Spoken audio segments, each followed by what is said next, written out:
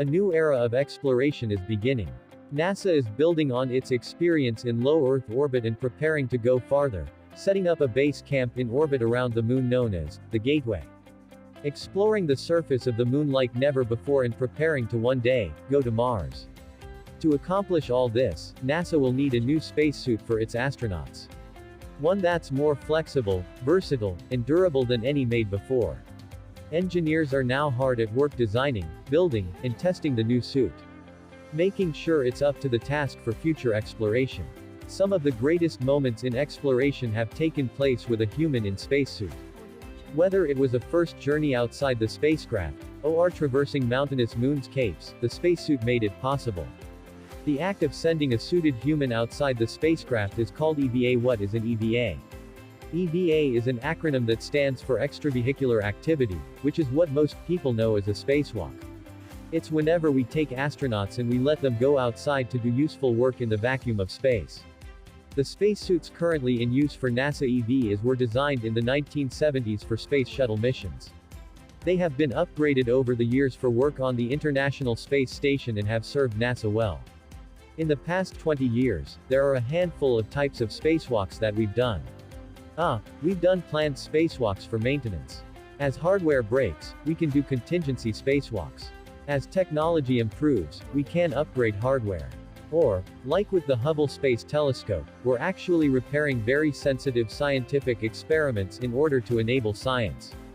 Those EVAs took place in microgravity where astronauts float and need to use their hands to move from place to place.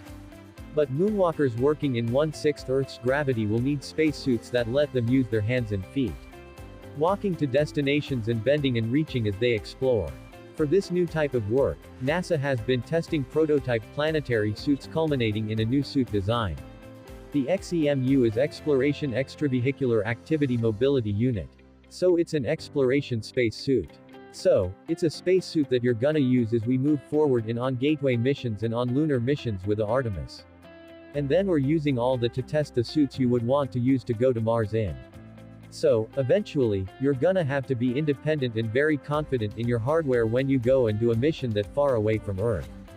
One of the most obvious changes in the new spacesuit is the way astronauts get in and out of it.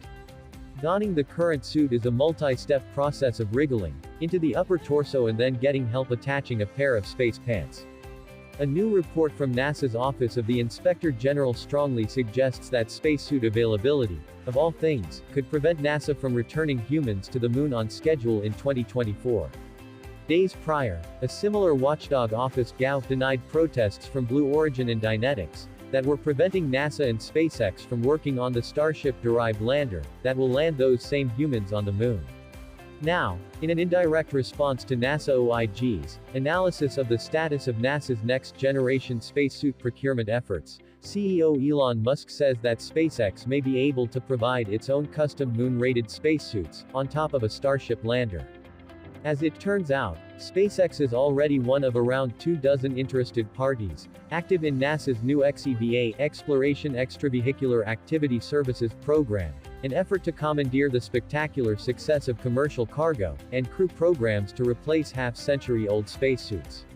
xEVA has currently released a draft request for proposal and is awaiting responses to that draft until mid-August before releasing the true RFP in mid-September. Interested parties will then have until mid-October to submit proposals to design and build modern EVA spacesuits capable of supporting astronauts on the lunar surface and on spacewalks in Earth orbit. NASA says it will then take a full 5 or 7 months to review those proposals, downselect, and reward at least 1 or 2 contracts, hopefully resulting in 2 redundant EVA systems. Much like the 2+ redundant providers, NASA chose to support its commercial crew and cargo resupply services programs. Over the last decade and a half, NASA has been very gradually working on its own next-generation EVA suits. Known as xEMU, the program has been less than smooth, running into multiple issues, funding shortfalls, and delays over the years. NASA OIG's August 10, 2021, report says that the minimum 2 xEMU suits needed to support a planned crewed moon landing, as early as 2024 are almost certainly not going to be ready by 2024. After COVID-19, funding shortfalls, and technical difficulties recently delayed the program by almost 2 years.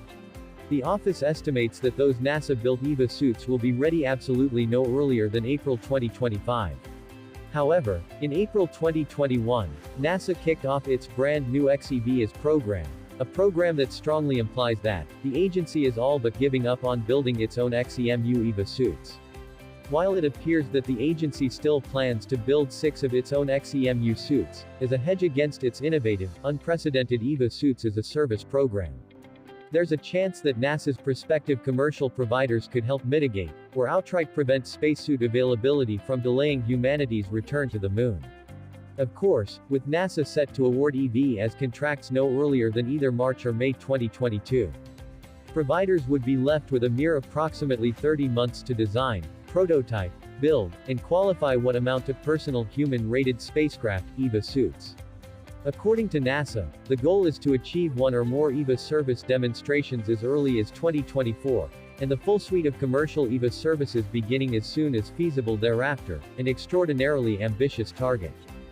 Notably, for its spectacularly successful Crew Dragon program, SpaceX has already developed and repeatedly flown a custom pressure suit for Dragon astronauts. That EVA suit is designed to keep astronauts alive in the event of spacecraft depressurization. Due to the mobility they must provide and a resultant need for light and portable power and life support systems. EVA suits are dramatically more complex than EVA suits, which offer very little mobility when fully pressurized, and are permanently connected to their spacecraft through umbilicals. If anyone can rise to the challenge of developing an EVA suit from scratch in 2 years, though, it's likely SpaceX.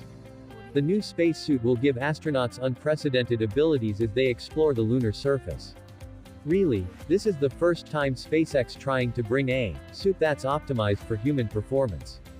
And optimized for lunar exploration, so that you can actually bend down, interact with the ground. So that you're gonna have the visibility that you need, the mobility that you need to accomplish these tasks. This new suit will allow us the flexibility to really do exploration. Get down on the surface and send geologists to the surface, and really let them act like geologists in a spacesuit. This is the first time in history that a suit like that will have been created, and it's really exciting to be part of that. To do what NASA was meant to do, and that is to do exploration. And this suit will really help enable the agency go do exploration. Thanks for watching this video, and it's a super interesting topic. If you like this, make sure to subscribe. If you have any crazy ideas about what we should cover in next video, please comment it below, and we'll see if we can get to it. So thanks again for watching and goodbye.